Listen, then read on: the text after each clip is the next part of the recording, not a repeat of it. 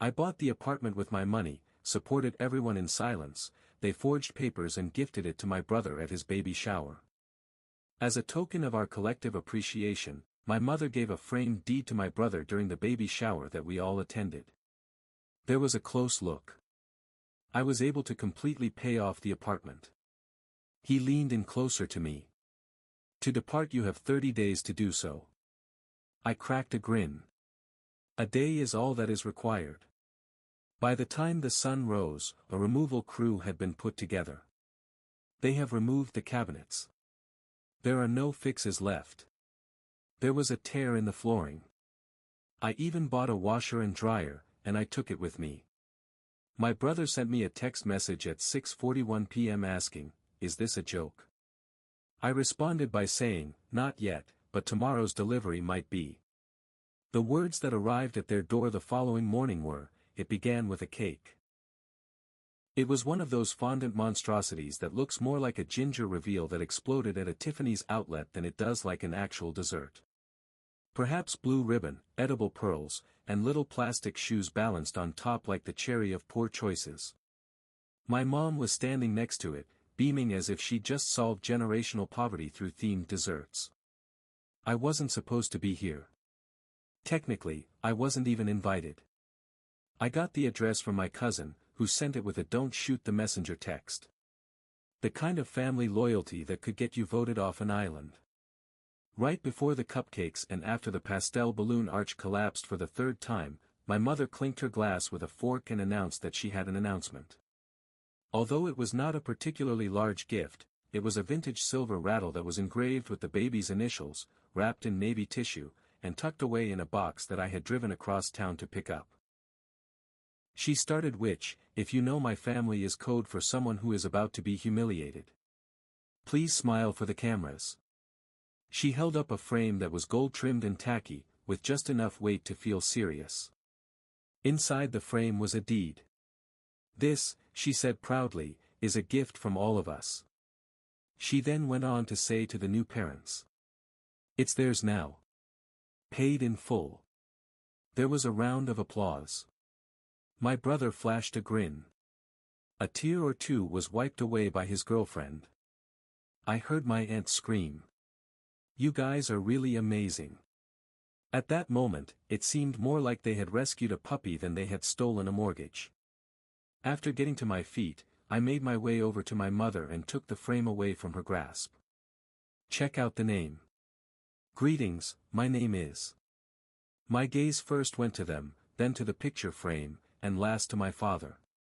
In the manner of a used car salesperson, he approached the situation and offered an unexpected upgrade.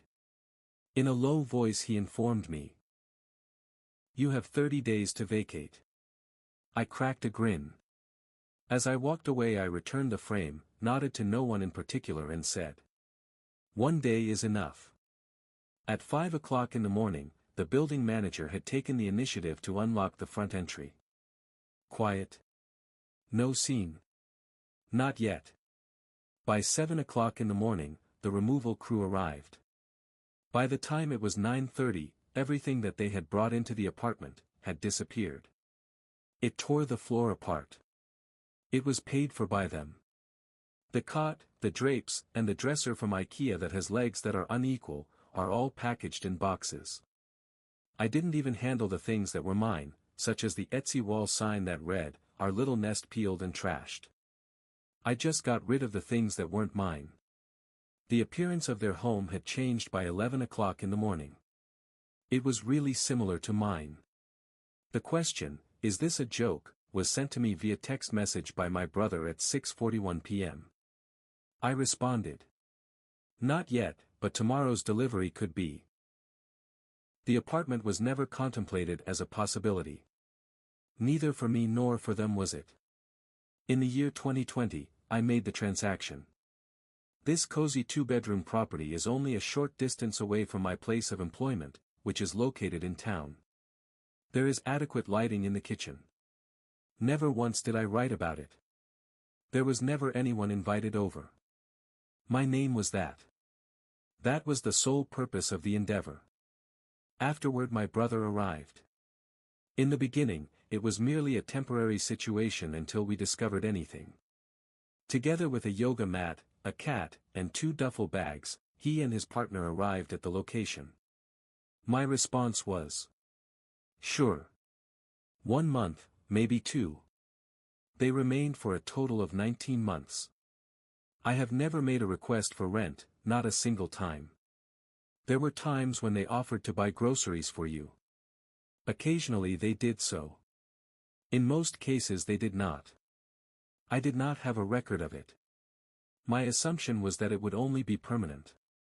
I had made a mistake. In the beginning they installed floating flooring as their initial step. It's not the worst ones. Mid-range laminate made of oak. This was something that my brother described as being beneficial for all of us. It was bought by him. I just let it go. Next, the bookcases were brought in. $160 on IKEA hacking. The frame is white. Fake legs made of gold. With the caption, "Our apartment is coming together." His fiancée posted a time-lapse video of him installing it onto her social media account. I positioned myself behind the camera. Their language developed throughout the course of time. The item was transferred from yours to ours. We are looking for a place where we may be quiet and make statements such as, "Thank you for letting us stay," and, "We love this home." The toothbrushes they used were found in my cup, their shoes were found by the front entrance, and their clothes was found in my washing machine. I did not utter a single word. Next, the infant arrived. Neither of them communicated with me directly. I found out about it through a narrative that she posted on Instagram, in which she displayed a sonogram of him with him flexing as if he had found fire in the background picture. I congratulated you via text message that I sent. I didn't ask him what he meant when he said, "We should talk about making things more permanent." Instead I just listened. They never provided any clarification. My mother and father called me 3 weeks later. In response to my mother's inquiry, I discussed the possibility of gifting the apartment, in a symbolic sense, but not in its whole. "The couple is going to start a family." It was her assertion that you were doing well. I declined, and she assured me that it would not be fatal to you. I hung up the phone. Then the family fund was established. The year 2019 marked the beginning of it. In a low voice, a monthly contribution of $1,500 was made to assist in the payment of my parents' mortgage while my father was recovering from his illness. Add an additional $600 to the monthly rent that my sister pays. Legal fees for Uncle Mark amount to a total of $200. The visits to the dentist for Mom cost $320. To repair the roof will cost $3,000. After some time had passed, I decided to quit tracking, but my bank did not. More than 4 years. The total amount of family account transfers is $91,200. It costs $112,000 to pay the apartment mortgage, which includes taxes and fees. Prices for repairs and furniture were $9,300. There is a total of $6,700 for food, utilities and incidentals. A total of $219,200 was invested by the individual. Contributions made by other individuals in total. The flooring at my brother's house cost $940. The price of that single bookshelf was $160, and the family of his girlfriend handed him a blender that had been used previously. They stopped inquiring once I told them that I would not be transferring the deed. On the contrary, they went ahead and did it. In order to schedule a notary appointment under my name 3 weeks prior to the baby shower, my brother utilized a fake email address that was associated with me. My dad was in charge of the logistics himself. My mother was cooperative with the attorney as well. In 2018, they provided me with a scanned signature from a tax form that I had filled out personally. Despite the fact that it was not an especially good forgery, it was perfectly adequate. My permission was not obtained before the title of the property was transferred. I was given the impression that everyone at the baby shower was giving me an event. As an alternative, I observed my name being displayed in a golden frame, much like a prop. According to my mother, it was a gift from each and every one of us. It would appear that all of us did not include me. I am the same person who purchased the apartment, furnished it, ensured that the lights were always on, and spent $1,280 on the crib. At this moment, Pottery Barn is proudly positioned next to the cake, which is adorned with a bow, as if it were the result of an effort. When I left that night, I did not yell at anyone. In no way did I argue. I logged into my bank account. The comprehensive list of transactions was printed out by me. Regarding the apartment, I emphasized anything that was relevant. I paid $342 to repair his garbage disposal after his girlfriend put avocado pits into it. This was in addition to the down payments, insurance, taxes, and repairs that I had to pay for initially. Given that TikTok asserted that it was okay. It was saved in a folder that was labeled correction, and it contained only facts and no comments. The locksmith had changed the entry code by the time daylight arrived. The buzzer was reset by the building administration, and I made a list of everything in the apartment that did not belong to me. This included the floor, the bookcase, the cot, and the decal that read "Welcome Baby." On the wall of the living room, everything that they brought in, blogged about and claimed as their own. Gone. I did not text my brother. I did not threaten legal action. I didn't even explain due to the fact that that was what they anticipated, and I wasn't going to give them that. They assumed that I wouldn't react, which was the point. If they were to make it loud, dramatic and official, I suppose I would disagree with them. However, if they smiled enough, clinked their glasses, raised gilded frames, and said words like blessing and from all of us, I might be able to keep my mouth shut. Perhaps they could pull it off. However, they did not pull it off. They crossed the line. 1896 a.m. The following morning, a moving truck arrived in front of the apartment. It was not my apartment, nor was it theirs. It was just the place that they were attempting to take. The driver unloaded 64 flat-packed cardboard boxes. Each box had a label. Make a fresh start. The boxes were clean and new, labeled in black font, and had pre-marked lines for the contents of the room. An envelope that had been taped was discovered on top of the box. A printed packing guide includes a checklist with the title, Everything You Brought. The categories were nice. Box 1 contains infant clothing, boxes 2 to 4 contain nursery decor that was not requested. Box 5 contains a shared toothbrush, it is still not mine. Boxes 6 to 11 contain excuses. Box 12 contains let's chat. My quiet covers boxes 13 to 40. Boxes 41 to 62 contain entitlement, and box 63 contains their floor. Box 64, dignity beneath that. You have 30 days, but I wanted to help you get started. They noticed it before noon. I know because the hallway camera captured my brother opening the door. He stepped back, as if the boxes were alive. His girlfriend was behind him, holding a mug and wearing the same mark she always wore when she sought attention. He bent down, opened the top one and peeked inside. It was empty. She began crying. I viewed the video with the sound turned off. That evening, my phone broke. Brother, what's wrong with you? This is not how the family behaves. Dad, you've made your point. Enough. Sister, are you okay? Like. Okay. I didn't respond. Not for them. Not anymore. I'd already created my own spreadsheet, everything I paid for, carried, and they took. I sent it as one PDF. Subject. Apartment final numbers. At 4:17 p.m., my mother called back. I let it ring. She left a voicemail. We never intended to seize it. It was symbolic of the baby. I saved the audio file and named it, symbolic.mpp3. The following day my brother showed up. He pressed my buzzer 5 times, and I saw him through the peephole. He was wearing a hoodie and sweatpants, and he was holding a box that was only half folded. I did not open the box.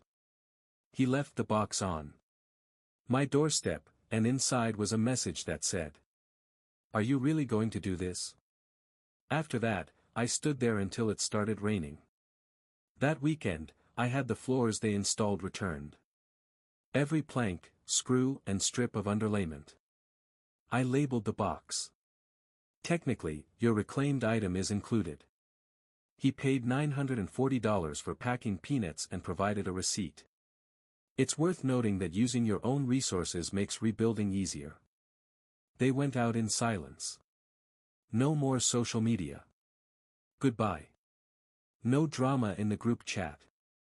Just slowly disappearing. By the end of the month, I had regained control of the flat in all important ways. Their candles had lost their fragrance. Their coats from the hallway are gone. The baby's name banner folded and returned. Nobody ever asked for the 64 boxes back. I'm assuming they used them. 1 month later, my mother sent me a group email. Subject: Family Reconciliation. It contained bullet points. Allows not to allow money come between us.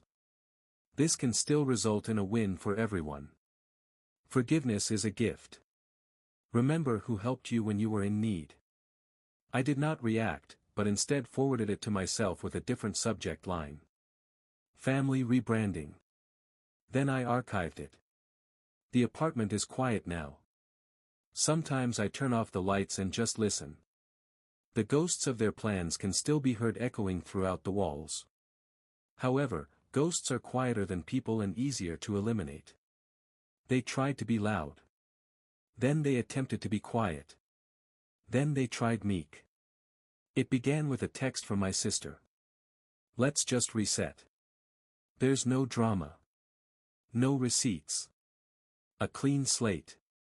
I then received a call from my mother. There is only voicemail. I understand we've made mistakes, but you're the wise one. You always were.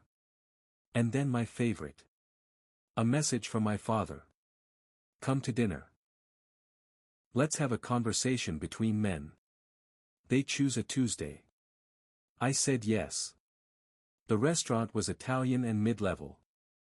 They expected the gloomy lighting to make everything gentler. They were wrong. I arrived second. They had already ordered a bottle of wine and 2 glasses. I did not touch mine. My mother launched first. We were under pressure. Then everything became so crazy with the baby. Then we should not have gone behind your back, but we did because we loved you. I let them complete their short conversation. I then opened my bag.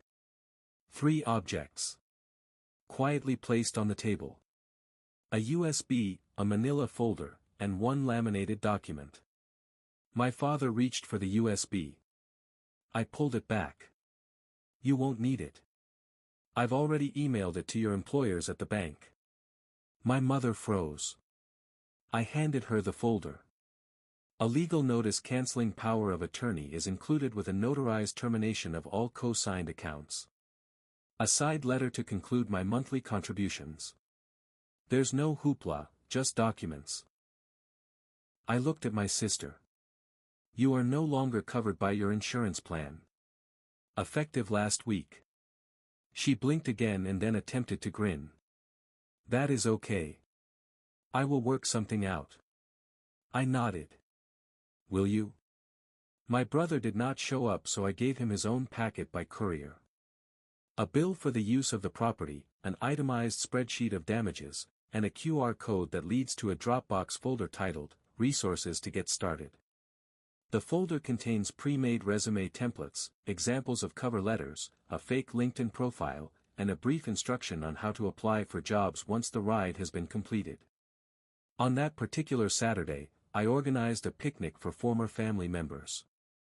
There was a park table, plastic cups, and name tags with first names and job titles, but no one had job titles, so I brought extras. Each tag said, available. Ask me about my capabilities. My aunt cried when she saw hers. My cousin pretended that it was a joke. My mother described it as confrontational. I stated that it was intentionally confrontational. I then distributed folders within each one, which contained one printed copy of the URL for the job board, one fact sheet, and a sticky note. Since you stated that I was the responsible one, I am assisting you in becoming responsible as well. On the Monday after that, I filed a police report, which was not a lawsuit, nor a vengeance, but rather a notice of identity theft and title fraud. When the officer at the desk asked me if I wanted to file charges, I responded, not yet. By Thursday, I had received an email from my father's attorney. The email's subject line read, "Concerns about escalation." The body of the email read, "Let us not destroy the family over some documents. We can resolve this without resorting to litigation. This is not what your mother wants." I responded with 2 lines. "You wanted a life without me. Let me show you what that looks like." They stopped calling and texting, but the silence did not indicate surrender. It meant confusion, which sounded louder. Nobody spoke directly about me anymore. They'd stop mentioning my name, even in messages they sent to people who still knew how to forward screenshots, but I could hear everything. My cousin from Indiana, who somehow ends up on every family chain, whether she wants to or not, kept me in the loop quietly. There's no commentary, just raw data. "Just so you know," she would write and forward the text. Sometimes an audio message, sometimes a photograph, such as one of my mother wearing her healing scarf while restocking books at the local library. My cousin overheard her discussing copays behind the help desk. She also sold 2 handbags, which she referred to as investments. She now refers to them as non-essential joy. It appears that she obtained a part-time job there. She advised everyone to maintain an active lifestyle. The real reason was that her insurance no longer covered her blood pressure medication. It was not out of concern for the environment that my father downsized his car. Rather, it was due to necessity. The dealership confirmed this. My cousin's boyfriend works there. He said that he appeared exhausted and confused about financing. He was unable to recall the model of the hybrid that he was trading in. My father currently drives a used silver sedan. When I turn left, one of my headlights always flickers. Fitting. I know his office has moved to a smaller space. A junior partner mentioned it during a group call, which was screen recorded and leaked. He mumbled something about simply needing less space. He never mentioned the family phone I had stopped paying for, the data plan, or the calendar subscription. My sister moved in with her boyfriend's mother. She keeps referring to it as transitional housing. She also shared a quote last week. "Sometimes growth appears to be falling apart first." Caption, mood. Her tuition plan, which I used to fully cover, temporarily has lasted for 5 months. The rug in the guest room smells like wet dog and shampoo that has expired without being used. It is now split between 3 payment systems. She missed one of them, received an email, forgot her login, called the university, was placed on hold, cried, hung up, and tried again the next day. She shared all of this with our cousin over coffee. The cousin called me afterward, dryly. "She's learning." My brother hosted the baby's first birthday party at their own apartment. I wasn't invited, but one of my neighbors was, and she shared photos on Facebook. My face was not tagged because I was not present, but the inexpensive plastic tablecloths and mismatched cups were. Apparently the cupcakes came from a clearance bin. One balloon popped in the middle of a sentence. The Bluetooth speaker would not pair. No photographer, just iPhone timers. The napkins had the word blessed written on them, and someone had crossed out the word with a pen. No one smiled in any of the photographs. They have begun referring to money as tight. Which is what people say when they don't want to admit that it has been taken away. My brother applied for a budgeting application, and I know this because it asked for my referral code by accident. He had never used it before. One weekend, 34% of their expenditures were categorized as miscellaneous. They renamed the previous family group, Chat, and it is now called a support circle. Although I am not a part of it, I do receive screenshots. The interface has not changed, the blue bubbles are still present, and responses continue to be performative. Mom sent a text message that said, "Guess who made lemon bars?" No one gave a response. My sister posted a selfie with the caption "Growth." The background was the same dog rug, there are no comments. My father sent an article with the title, "Forgiveness adds 5 years to your life." It was seen by 2 people who had no heart. My sister also posted a selfie with the caption "Growth." I found out that Thanksgiving had passed without me after seeing a fuzzy photo in a shared album from a mutual family acquaintance. The turkey was clearly burned. The chairs did not match. One was a beach chair. They utilized someone else's phone because the music system refused to connect over Bluetooth.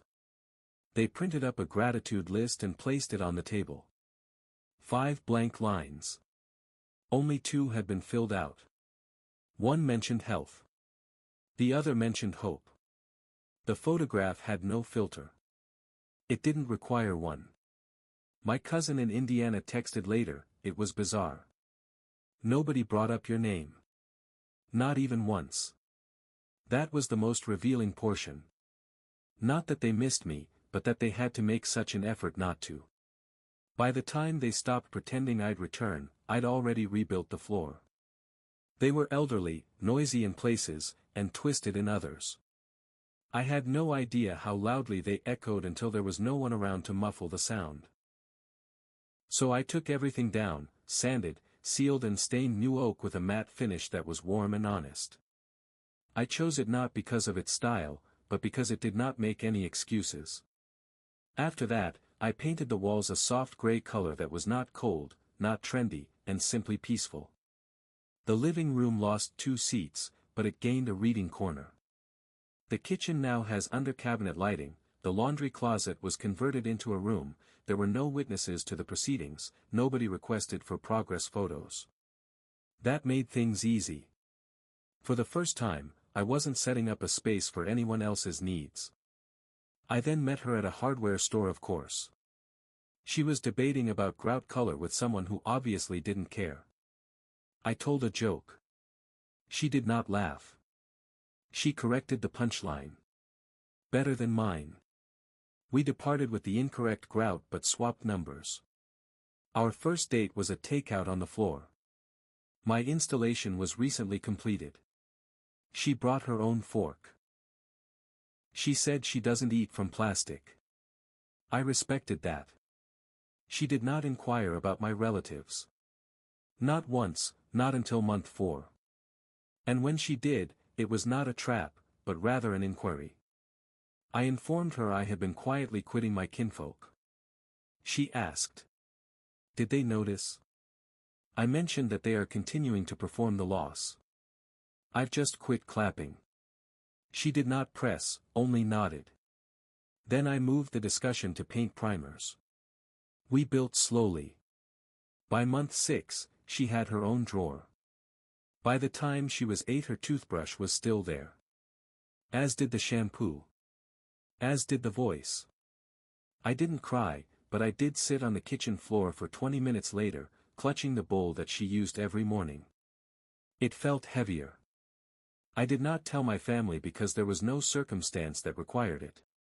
By the 10th month, we had become engaged. By the 11th month, we were anticipating. She pronounced it like a weather forecast.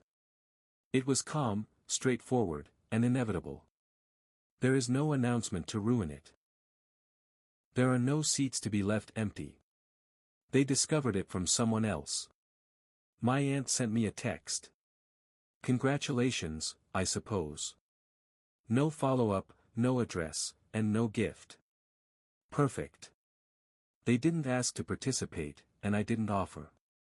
Not out of spite, but for clarity.